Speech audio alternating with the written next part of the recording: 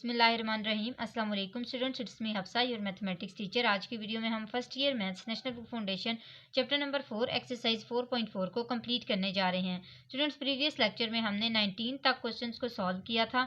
वहाँ पे हमने ज्योमेट्रिक सीक्वेंस के बारे में पढ़ा था। और ज्योमेट्रिक सीक्वेंस क्या होती है? ज्योमेट्रिक सीक्वेंस होती है कॉमन रेशियो जब हमारे पास सेम हो जाती है एक सीक्वेंस के अंदर, तो उसको हम क्या कहते हैं? ज्योमेट्रिक सीक्वेंस कहते हैं। अगर आप वो वीडियो देखना चाहते हैं तो लिंक मैंने डिस्क्रिप्शन बॉक्स में दे दी, आप वहां से देख सकते हैं। आइए आज की वीडियो में स्टार्ट करते हैं क्वेश्चन नंबर 20 से। क्वेश्चन नंबर 20 से पहले जो हमें स्टेटमेंट दी गई है वो है find the missing geometric mean. हमने ज्योमेट्रिक मीन के बारे में भी पढ़ा था कि ज्योमेट्रिक मीन किसके इक्वल होता है? स्क्वायर रूट ए बी के इक्वल होता है। अब हमने यहाँ पे जो ज्योमेट्रिक मीन फाइंड करने हैं वो क्या है? वो A1 हमें दिया गया है। क्वेश्चन नंबर 20 देखें, यहाँ पे A1 हमें दिया गया है, A2 हमने फाइंड करना है, A3 हमने फाइंड करना है, A4 हमने फाइंड करना है और A5 हमें दिया गया है। अब हमने सबसे पहले क्या करना है, जो हमारे पास अवेलेबल हैं उनको हमने यहाँ पे लिखना है। जैसे हमारे पास A1 यहाँ पे अवेलेबल है और A5 अवेलेबल है। मैंने यहाँ पे दोनों लिख लिए। A1 हमारे पास 3 है, A5 हमारे पास 48 है। अब इन दोनों के थ्रू हमने जो हमारे पास मिसिंग होंगे ना, A2 A3 A4, वो फाइंड करने। वो कैसे फाइंड करने हैं? सबसे पहले हमने ये फार्मूला यूज करना है ज्योमेट्रिक सीक्वेंस का। अब यहाँ पे जो फार्मूला यूज हो रहा है उससे पहले हमने यहाँ पे n के अंदर 5 को पुट करना है। 5 को क्यों पुट करना है? क्योंकि हमारे पास 5 अवेलेबल है और A1 आपको पता है कि हर फार्मूला में यूज हो रहा है। जैसे AN is equal to A1 तो यूज हो ही रहा है। हमने क्या फाइंड करना है? हमने n को 5 के अंदर पुट करके फिर हमने A2 A3 A4 को फाइंड करना है। अब जैसे यहाँ पे मैंने n की जगह A5 लिखा और फिर is equal to A1 R5 minus 1 किया तो ये मेरे पास 4 आ गया। अब देखें A1 हमारे पास क्या है? A1 हमारे पास 3 है, ये 3 यहाँ पे पुट हुआ, R4 एज इट इज आ गया और A5 किसके इक्वल है? 48 के। तो ये देखें A5 इज इक्वल टू 48। ये हमारे पास जो इस तरह अगर आप एज इट इज लिखना चाहते हैं तो आप इस तरह लिख सकते हैं 48 इज इक्वल टू 3 और R4, ठीक है। लेकिन हमारे पास R का आंसर आना है तो फिर इसलिए मैंने इसको स्टार्ट में लिख दिया। अब ये 3 यहाँ पे देखें मल्टीप्लाई हो रहा है, इधर आके क्या हो जाएगा? डिवाइड हो जाएगा। 3 1 टाइम 3 3 16 टाइम 48 आ जाएगा। तो इसका मतलब है कि हमारे पास R4 किसके इक्वल आया है? 16 के इक्वल आया है। अब आपने देखना है कि 16 का एलसीएम लेके आपके पास क्या 4 पावर आती है? यस, आती है। अगर आप 2 को 4 टाइम मल्टीप्लाई करें तो आपके पास 16 आंसर आ जाता है। और इसी तरह आपने फिर वो 4th रूट लेके दोनों को आपस में कट करके आंसर ले आना है R इज इक्वल टू 2। तो ये जो हमारे पास R इज इक्वल टू 2 आया है, ये हमने कैसे इसके अंदर पुट करना है? हमारे पास जब भी A1 आ जाए ज्योमेट्रिक सीक्वेंस के अंदर तो A2 अब हमने R से फाइंड करना हो तो हम किस तरह फाइंड करते हैं? हम उसी A1 को मल्टीप्लाई करते हैं R के साथ, जो हमारे पास आंसर आएगा वो सेकंड होगा। इसी तरह सेकंड वाले को अगेन R के साथ मल्टीप्लाई करेंगे, थर्ड टर्म आ जाएगी। इसी तरह थर्ड टर्म को अगेन R से मल्टीप्लाई करेंगे, फोर्थ टर्म आ जाएगी। इसी तरह फोर्थ टर्म को अगेन R से मल्टीप्लाई करेंगे, हमारे पास फिफ्थ टर्म आ जाएगी। देखें यहाँ पे ऐसा ही है। हमारे पास A1 क्या था? 3 था। 3 multiply by 2 is equal to 6, 6 multiply 2 is equal to 12, 12 multiply 2 is equal to 24, 24 2 multiply is equal to 48। तो ये देखें हमारे पास एक सीक्वेंस आ गई है। इसका मतलब है कि हमारे पास अगर R हो A1 हो तो हम आसानी से जो भी हमारे पास nth टर्म आएंगी हम सारी के सारी फाइंड कर सकते हैं। नेक्स्ट चलते हैं क्वेश्चन नंबर 21 की तरफ। स्टूडेंट्स, क्वेश्चन नंबर 21 को करने से पहले आपको बताती चलूं, अगर आप मेरे चैनल पर न्यू हैं तो सब्सक्राइब करें, वीडियो अच्छी लगे तो लाइक ज़रूर किया करें। हमारे पास क्वेश्चन नंबर 21 में है 1, आगे A2 नहीं है, A3 भी नहीं है और A4 है। हमने सेम वैसी A1 इज इक्वल लिखना है 1 के और A4 इज इक्वल लिखना है 8 के। अब हमने R को फाइंड करने के लिए क्या करना है? उसी फार्मूले के अंदर पुटिंग करनी है। तो ये हमारे पास आ जाएगा AN, ये वाला फार्मूला नहीं था, AN is equal to A1 RN minus 1, इसी को मैंने यहाँ पे यूज किया है। AN की जगह मैंने 4 लिखा क्योंकि मेरे पास लास्ट टर्म 4 थी ना, तो यहाँ पे 4 आया is equal to A1 as it is आया, R एज इट इज आया, n माइनस वन किसके इक्वल हो जाएगा? यहाँ पे देखें 4 है ना n, तो 4 माइनस 1 इज इक्वल टू 3 के इक्वल आ गया। अब A4 किसके इक्वल है? 8 के इक्वल है। 8 is equal to 1 R cube as it is आ गया। R cube is equal to यहाँ पे 8 है, तो 8 को हम जब एलसीएम लेंगे तो हमारे पास क्या आंसर आ जाएगा? 2 का क्यूब, यानी कि 3 टाइम हमारे पास 2 आया है। अब दोनों का क्यूब रूट ले लें, कट जाएगा, हमारे पास आंसर क्या आ जाएगा, r इज इक्वल टू 2। अब इसी r इज इक्वल टू 2 को यूज करते हुए देखें 1 multiply 2 is equal to 2, 2 multiply 2 is equal to 4, 4 multiply 2 is equal to 8। हमारे पास सीक्वेंस आ गई है। नेक्स्ट हमारे पास क्वेश्चन नंबर 22 है। 22 में हमारे पास सेम A1 है, A2 नहीं है, 3 भी नहीं है, 4 भी नहीं है, 5 भी नहीं है, 6 है। तो हम A6 लिख लेंगे, A6 is equal to 1 divide by 4, A6 is equal to A1 R raise to power 5। अब आपको ये फॉर्मूला याद होता जाएगा, यानी कि आपके पास स्टार्ट वाली जो भी रकम होगी उससे आपने एक लेस की पावर दे देनी है उसको। अब देखिए यहाँ पे हमारे पास R5 है, R5 एज इट इज आ गया, A1 8 है और A6 किसके इक्वल है, 1 डिवाइड बाई 4 के। ये 8 इधर आके मल्टीप्लाई हो जाएगा, क्योंकि इधर यहाँ पे ये मल्टीप्लाई हो रहा था, इधर आके डिवाइड हो जाएगा। किसके साथ डिवाइड होगा, यहाँ पे 1 डिवाइडेड बाय के साथ डिवाइड होगा, लेकिन यहाँ पे 4 ऑलरेडी पाया जा रहा है, तो 4 के साथ ही मल्टीप्लाई हो जाएगा। 8 4 टाइम क्या आ जाएगा, 32 आ जाएगा। अब इस 32 का हमने एलसीएम लेना है, तो हमारे पास आ जाएगा 2 रेज टू पावर 5। अब हमने क्या करना है, जब हमने देखा कि दोनों के सेम पावर्स आ गई हैं, तो हमने इनका रूट लिया और दोनों को आपस में कट किया, हमारे पास आंसर आ गया r is equal to 1 divide by 2। अब हमने क्या करना है, हमारे पास फर्स्ट टर्म अवेलेबल है, 8 को मल्टीप्लाई करना है 1 डिवाइड बाई 2 से, तो हमारे पास 4 आंसर आ जाएगा। 4 को मल्टीप्लाई करना है 1 डिवाइड बाई 2 से, तो हमारे पास 2 आंसर आ जाएगा। इसी तरह 1 को मल्टीप्लाई करना है, तो ये हमारे पास इसी तरह फर्दर आते जाएंगे। तो 2 multiply 1 divide by 2 is equal to 1, 1 multiply 1 divide by 2 is equal to 1 divide by 2, 1 divide by 2 multiply by 1 divide by 2 is equal to 1 divide by 4। इसी तरह हमारे पास ये सीक्वेंस चलती जाएगी। नेक्स्ट हमारे पास क्वेश्चन नंबर 23। क्वेश्चन नंबर 23 में students हमारे पास just 1 missing है, यानी कि हमें A1 दिया गया है, A2 हमने फाइंड करना है, A3 भी दिया गया है। तो A3 is equal to A1 R square हो जाएगा। अब A3 हमारे पास कितना है, 75 है, A1 R है, A1 3 है और R हमारे पास स्क्वायर है। अब 75 के साथ हमने डिवाइड कर देना है इस 3 को, ये इधर आके डिवाइड हो जाएगा। 3 1 टाइम 3 3 25 टाइम 75, 25 हमारे पास आंसर आ गया है, और 25 का एलसीएम लेंगे तो 5 5 टाइम 25 हो जाएगा। अब 5 5 टाइम 25 के लिए 5 स्क्वायर आ गया और r का भी स्क्वायर आ गया। स्क्वायर रूट दोनों का लेंगे, आपस में कट जाएंगे, r इज इक्वल किसके आ जाएगा, 5 के आ जाएगा। तो हमारे पास आ जाएगा 3 3 5 टाइम 15 और 15 5 टाइम 75। तो इसका मतलब है जो हमारे पास मिड एक टर्म नहीं थी, वो कौन सी नहीं थी, A2, और A2 किसके इक्वल आया है, 15 के इक्वल आया है। नेक्स्ट चलते हैं, हमारे पास क्वेश्चन नंबर 24 है। क्वेश्चन नंबर 24 में हमारे पास 3 मिसिंग हैं, A2, A3 and A4। A1 हमारे पास 5 है, A5 हमारे पास 80 है। A5 किसके इक्वल हुआ, A1 R raise to power 4 के। अब A5 किसके इक्वल है, यहाँ पे 80 के 5, A1 5 है और R raise to power 4 as it is आ जाएगा। 80 को हम डिवाइड करेंगे 5 के साथ, तो 5 1 टाइम 5 5 16 टाइम 80 आ जाएगा। अब ये जो 16 आया है, इस तरह हमने पहले भी किया था R4 इज इक्वल टू 16 वाला क्वेश्चन नंबर 20 में। तो हमने R4 is equal to 2 raise to power 4 किया, हमारे पास 4 यानी कि पावर सेम आ गई, तो हमारे पास R किसके इक्वल आ गया, 2 के इक्वल आ गया। अब देखें 5 2 टाइम 10 10 2 टाइम 20 22 टाइम 40 42 टाइम 80। तो ये हमारे पास सीक्वेंस बन चुकी है। नेक्स्ट चलते हैं क्वेश्चन नंबर 25 की तरफ। क्वेश्चन नंबर 25 में हमारे पास फर्स्ट टर्म दी गई है 7 और हमारे पास A5 दिया गया है 112 के इक्वल। हमने A2 A3 और A4 को फाइंड करना है। A5 हम इक्वल करते हैं A1 R raise to power 4 के। A5 हमारे पास क्या है, 112 है, A1 हमारे पास 7 है, इसी तरह R raise to power 4 as it is आ जाएगा। अब 112 के साथ 7 डिवाइड होगा, तो 7 1 टाइम 7 7 16 टाइम 112। अब 16 जो आया है उसको इक्वल कर देंगे R4 के, तो R4 is equal to 2 raise to power 4 हो जाएगा। 2 रेज टू पावर 4 होने की वजह से हमारे पास ये दोनों सेम पावर्स हैं, तो हम इन दोनों को आपस में कट कर लेंगे। हमारे पास R किसके इक्वल आ जाएगा, 2 के। तो 7 2 टाइम 14 14 2 टाइम 28 28 2 टाइम 56 56 2 टाइम 112। तो ये हमारे पास एक सीक्वेंस आ जाएगी और इसी से हमारे मिसिंग नंबर्स खत्म हो जाएंगे। नेक्स्ट चलते हैं क्वेश्चन नंबर 26 की तरफ, उसको हम पहले समझेंगे और फिर सॉल्व करेंगे। क्वेश्चन नंबर 26 में हमारे पास दिया गया है कि a ping pong ball is dropped from a height of 16 feet.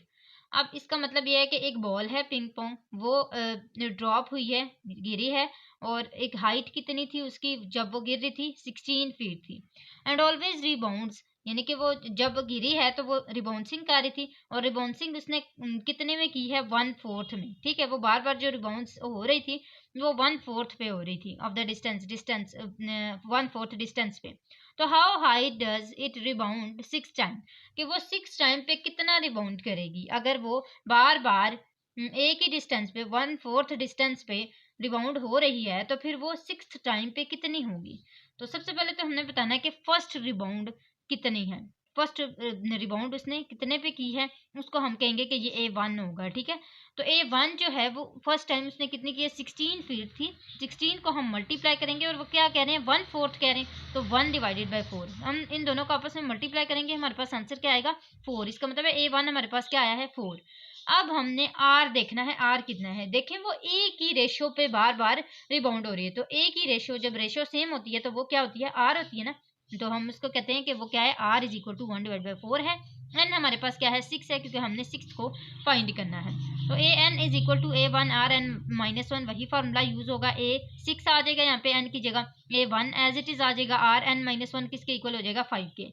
A6 is equal to A1 देखें क्या है 4 है, आर हमारे पास क्या है 1/4 है, और रेज टू पावर क्या है 5 है। सबसे पहले हम 4 की रेज टू पावर 5 कर लेते हैं, हमारे पास आंसर क्या आएगा 1024। 4 को मल्टीप्लाई कर लें 1/1024 से, तो हमारे पास आंसर आ जाएगा 1/256। इसका मतलब है 6 टाइम पे वो 1/256 टाइम वो रिबाउंड्स करेगी। ठीक है, तो ये हमारे पास क्वेश्चन नंबर 26 सॉल्व हुआ। क्वेश्चन नंबर 27 की तरफ आते हैं। क्वेश्चन नंबर 27 में हमारे पास है कि अ city has a current population of 100,000 and the population is increases by 3%, यानी कि पॉपुलेशन इंक्रीज होती जा रही है 3% हर साल। What will the population be in the 15th years. Students ये जो क्वेश्चन है ये ज़रा डिफरेंट है, इसके लिए आपने एक फार्मूला यूज़ करना है और याद भी कर लेना है। ये फार्मूला हमारे पास y is equal to A1 plus R raise to power t। अब इसमें y क्या है, y ये जो हम फाइंड करने जा रहे हैं पॉपुलेशन को, उसके बाद हमारे पास जो a है वो हमें जो करंट पॉपुलेशन दी गई है वहाँ पे हम वो पुट करेंगे। 1 हमारे पास एज इट इज़ आ जाएगा, और r हमारे पास ये जो रेशो है, ये जो जिस रेशो से वो बढ़ रही है वो लिखेंगे, तो ये 3% आ जाएगा, और t जो है वो टाइम को रिप्रेजेंट कर रहा है, और हमने कितने टाइम की निकालनी है 15 ईयर की। तो हम सारों की पुटिंग करेंगे। a हमारे पास 100,000 है, 1 एज इट इज़, और रेशो हमारे पास 3% थी, और टाइम हमारे पास 15 ईयर्स थी। अब हमने 100,000 को एज इट इज़ लिखा, 1 प्लस इसको देखें ये परसेंट को हमने हटाने के लिए डिवाइड किया इसके साथ 100 के साथ। 1 प्लस 3/100 का हमने एलसीएम लिया, तो 103/100 आया। इन दोनों को हमने डिवाइड किया तो हमारे पास आंसर आया 1.03। हमने 1.03 की रेज टू पावर 15 की, तो हमारे पास आंसर आया 1.55796। ठीक है, अब हमने इसको इसके साथ मल्टीप्लाई किया तो हमारे पास आंसर आया 155,796.74। अब देखें पॉइंट के बाद जो रकम है वो 5 या 5 से बड़ी हो तो फिर हम पीछे वाले में एक ऐड कर देते हैं ना। तो यहाँ पे हमारे पास क्या है, पॉइंट से आगे फर्स्ट रकम बड़ी है, तो इसका मतलब है हम पीछे वाले में एक ऐड कर देंगे। तो ये 96 था, ये 97 हो गया, और ये हमारा आंसर आ गया। नेक्स्ट चलते हैं क्वेश्चन नंबर 28 की तरफ। स्टूडेंट्स क्वेश्चन नंबर 28 अगर आपको समझ आ जाता है तो इसका मतलब है वो बहुत ईजी है कि a super ball drop from the top of the tower. एक बॉल है, ठीक है, वो गिरी है टॉवर के टॉप से, ठीक है, टॉप से गिरी है, और कितनी हाइट पे गिरी है 556 फीट पे गिरी है। ऑलवेज रिबाउंड, अब वो रिबाउंड होगी ना, बाउंसिंग करेगी, तो जब वो रिबाउंड हो रही है तो वो कितने पे हो रही है 3/4 पे, यानी कि 3/4 पे ऑफ द डिस्टेंस, इस डिस्टेंस पे गिर रही है। How far up and down, कितनी दूर वो ऊपर और नीचे will be the ball have travelled, कितनी ऊपर से नीचे वो ट्रेवल करेगी, ठीक है, कितनी दूर ऊपर से नीचे वो ट्रेवल करेगी। When it hits ground for the 6th time, अगर वो नीचे 6th टाइम पे मतलब गिर जाती है, ठीक है, उसके बाद वो बाउंसिंग नहीं करती। तो हम सबसे पहले फर्स्ट रिबाउंड को फाइंड करेंगे, फिर इसी तरह फर्स्ट रिबाउंड डिस्टेंस को फाइंड करेंगे, इसी तरह सेकंड रिबाउंड डिस्टेंस को। अब फर्स्ट रिबाउंड को कैसे फाइंड करना है, सेम वैसे ही करना है जैसे हमने प्रीवियस क्वेश्चन नंबर 26 में किया था ना, सेम वैसे ही करना है। हमने सबसे पहले फीट को मल्टीप्लाई किया था जो हमारी रिबाउंसिंग थी उसके साथ 3/4 के साथ, तो जो हमारे पास आंसर आया था वो क्या आया था, वो फर्स्ट रिबाउंड का आंसर आया था। ऐसे ही था, सेम इसी तरह भी ये भी करना है, वो A1 जिसको हमने कंसिडर किया था।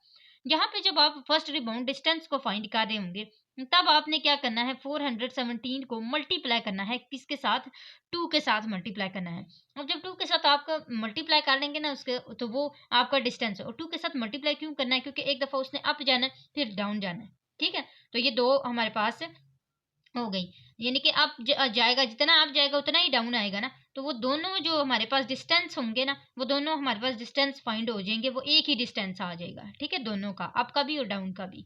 तो ये हमारे पास फर्स्ट रिबाउंड का अप और डाउन दोनों का डिस्टेंस है, और वो है 834। इसी तरह सेकंड रिबाउंड को भी हमने 417 जो हमारे पास फर्स्ट रिबाउंड का आंसर आया था उसके साथ मल्टीप्लाई करना है 3/4 को, तो जो भी हमारे पास आंसर आएगा वो सेकंड रिबाउंड का होगा। इसी तरह इसका डिस्टेंस भी फाइंड करने के लिए हम इसको 2 के साथ मल्टीप्लाई करेंगे, तो ये हमारे पास अप एंड डाउन दोनों का डिस्टेंस आ जाएगा। थर्ड रिबाउंड को फाइंड करने के लिए सेम हमने सेकंड रिबाउंड के पास जाना है। सेकंड रिबाउंड जो हमारे पास है 312.75, इसको हमने मल्टीप्लाई करना है 3/4 के साथ, तो हमारे पास ये आंसर आ जाएगा। मैं यहाँ पे इधर लिख भी लेती हूँ मैंने कैसे किया है। मैंने 312.75 को मल्टीप्लाई किया है 3/4 के साथ, तो ये मेरे पास आंसर आ गया, ठीक है। अब जब ये आंसर आ गया है तो इस आंसर को मैंने मल्टीप्लाई किया 2 के साथ, तो अप एंड डाउन दोनों का मेरे पास आंसर आ गया। इसी तरह फोर्थ रिबाउंड को भी सेम मेरे पास जो आंसर आया था ना थर्ड रिबाउंड का, ये वाला 2 3 4, इसको मैंने मल्टीप्लाई किया 3/4 का, तो मेरे पास ये आंसर आ गया। इसी आंसर को मैंने मल्टीप्लाई किया 2 के साथ, तो मेरे पास ये आंसर आया, और ये up and down fourth rebound का आंसर है। नेक्स्ट हमारे पास है फिफ्थ रिबाउंड। फिफ्थ रिबाउंड में मैंने फोर्थ रिबाउंड का जो आंसर निकाला था उसको मल्टीप्लाई किया 3/4 के साथ, तो मेरे पास ये आंसर है। इसी आंसर को मैंने मल्टीप्लाई किया 2 के साथ, तो मेरे पास ये आंसर है, और मैंने ये कहा कि ये फिफ्थ रिबाउंड के डिस्टेंस अप एंड डाउन दोनों का आंसर है। तो ये जो अब मेरे पास आंसर्स आए हैं सारे, इन सारे टोटल डिस्टेंस को, इन सारों को आपस में मैंने प्लस करना है। जब 5 का कर लूंगी तो इसका मतलब है कि जो सारा छठे पे वो गिर जाती है ना, 6 टाइम पे वो नीचे गिर जाती है, तो जो 5 टाइम जो रिबाउंसिंग हुई है सारी, वो टोटल सारी इतनी हुई है, ठीक है। वो सारी फीट इतनी उसने कवर की है उस सारी रिबाउंसिंग के अंदर। जो ऊपर टॉप ऑफ द टॉवर से बॉल गिरी थी उस सारे ने इतना डिस्टेंस कवर किया है, इतनी फीट वो गिरी थी बॉल। उम्मीद है आपको अच्छे से समझ आ गया होगा। नेक्स्ट आते हैं क्वेश्चन नंबर 29 की तरफ। स्टूडेंट्स क्वेश्चन नंबर 29 काफ़ी इंटरेस्टिंग है कि the teaching staff of a high school informs its members of school cancellation bye telephone. अब एक टीचर है, ठीक है, एक प्रिंसिपल है, तो उन्होंने कॉल करनी है टीचर्स को कि हमारा स्कूल जो है वो कैंसिल हो गया है टेलीफोन से। अब वो कहते हैं कि the principal calls to teachers each of whom in turn calls other teachers and so on. यानी कि प्रिंसिपल जो है वो एक कॉल करके सारे टीचर्स को बताएगा कि आपने हर दो दो टीचर्स को कॉल करनी है। कैसे, ये देखें, ये प्रिंसिपल है, ठीक है। प्रिंसिपल ने एक कॉल की है, ठीक है, और उसमें 2 टीचर्स को कॉल की है। अब जिन 2 टीचर्स को उन्होंने कॉल की है, वो जो टीचर्स हैं वो फर्दर आगे 2 टीचर्स को कॉल करेंगे, ठीक है। इसी तरह अगर ये वाली टीचर है, ठीक है, ये करती हैं, ये भी ऐसे ही 2 टीचर्स को कॉल करेंगे, ये भी ऐसे ही 2 टीचर्स को कॉल करेंगे, सारी 2 टीचर्स को आपस में आगे कॉल करती जाएंगी। अब वो कहते हैं कि in order to inform the entire staff 6 rounds of call, अगर 6 राउंड कॉल के हों बनते हों, तो फिर counting the principal find how many people are in staff at high school. हमने बताना है कि जो वहाँ पे जो प्रिंसिपल का पूरा स्टाफ है, टीचिंग का जो स्टाफ है वो कितना है टोटल, हमने वो बताना है। सबसे पहले तो प्रिंसिपल ने कॉल की एक, ठीक है। फर्स्ट राउंड पे 2 कॉल्स गई, ठीक है। फर्स्ट राउंड पे 2 कॉल कैसे गई हैं, उन्होंने आगे 2 टीचर्स को कॉल की थी। इसी तरह ये देखें 2 टीचर्स को कॉल की। फिर सेकंड राउंड पे देखें इसने 2 टीचर को कॉल की, इन्होंने 2 टीचर को कॉल की, कितने सारे हो गई, ये टोटल 4 हो गई। इसी तरह थर्ड पे देखें, अगर थर्ड पे करेंगे तो ये 1 2 3 4 5 6 7 8 कॉल्स हो जाएंगी। यानी कि यहाँ पे 2 का टेबल पढ़ा जा रहा है, 2 2 time 4 4 2 time 8 8 2 time 16 16 2 time 32 32 2 time 64, और सिक्स्थ राउंड पे 64 कॉल्स हुई हैं। अब इसका मतलब है कि जब हम इन सब को आपस में प्लस करेंगे तो हमारे पास टोटल स्टाफ आ जाएगा, क्योंकि यानी कि पूरे टीचिंग स्टाफ में टोटल टीचर्स कितनी हैं, टीचर प्रिंसिपल सारा स्टाफ कितना है, तो 1 + 2 + 4 + 8 + 16 + 32 + 64, हमारे पास आंसर क्या आएगा 127। यानी कि टोटल स्टाफ कितना है 127 का स्टाफ है। उम्मीद है आपको समझ आ गया होगा। नेक्स्ट क्वेश्चन नंबर 30 की तरफ चलते हैं। क्वेश्चन नंबर 30 में हमारे पास दिया गया है कि a 5-day rain cause the river to rise. 5 दिन की बारिश की वजह से रिवर जो है वो राइज हो रहा है, यानी कि उसका पानी ऊपर आ रहा है। आफ्टर द फर्स्ट डे, पहले दिन के बाद, द रिवर रोज 1 इंच। जब पहले दिन बारिश हुई तो जो दरिया है उसका जो पानी है वो 1 इंच ऊपर आया है। Each day the rise in the river triple. हर दिन ट्रिपल जो राइज है ना वो आ रही है, यानी कि ट्रिपल ऊंचाई आ रही है उस पानी के अंदर।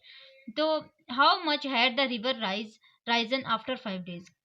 आफ्टर 5 डेज, 5 दिन के बाद कितना राइज आएगा उस पानी के अंदर, अगर हर रोज ट्रिपल जो राइज है वो आए अगर उसके अंदर, तो फिर कितना 5 दिन बाद आएगा। तो फर्स्ट डे को हम कह लेते हैं कि ये A1 है, A1 1 इंच है।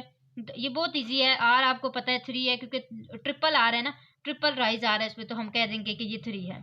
अब आपने सेम वैसे ही करना है जैसे पहले करते हैं कि आपके पास अगर A1 है तो A1 को मल्टीप्लाई करें 3 के साथ, आपके पास फर्स्ट सेकंड वाले का आंसर आ जाएगा। इसी तरह आप फर्दर मल्टीप्लाई करते जाएं, 1 को अगेन मल्टीप्लाई करें 3 के स्क्वायर के साथ, फिर 1 को अगेन 3 के क्यूब के साथ, तो आपके पास इस तरह सारे आंसर आते जाएंगे। A2 का आपके पास आंसर क्या आएगा 3, A3 का आपके पास क्या आंसर आएगा 3 का स्क्वायर लेंगे, 3 3 टाइम 9, 9 को मल्टीप्लाई करेंगे 1 से 9 आंसर आ जाएगा। A4 का आंसर क्या आएगा 27, क्योंकि 3 का क्यूब लेंगे तो 27 आ जाएगा। A5 का क्या आंसर आएगा 81, क्योंकि 3 का 4 लेंगे तो आपके पास T1 आ जाएगा। और सेम 1 के साथ सबको मल्टीप्लाई करना है, तो एज इट इज आंसर आते जाएंगे। स्टूडेंट्स, उम्मीद है आपको अच्छे से समझ आ गया होगा। फिर भी अगर आपका कोई भी क्वेश्चन होता है तो आप कमेंट बॉक्स में जरूर पूछ लिया करें। आज की वीडियो में हमने 4.4 को कंप्लीट सॉल्व किया है। आप प्रीवियस लेक्चर देखना चाहते हैं तो आपको मैंने लिंक डिस्क्रिप्शन बॉक्स में दे दिया है, मैं अगेन बता रही हूँ, आप वहां से देख सकते हैं। कोई भी 11th क्लास के हवाले से कोई भी वीडियो हो तो आप मेरे चैनल हफ्से स्टडी पे जाकर देख सकते हैं। और जाते जाते हमारे चैनल को जरूर सब्सक्राइब करते जाइएगा। आज के लिए बस इतना ही, अगली वीडियो तक के लिए अल्लाह हाफिज।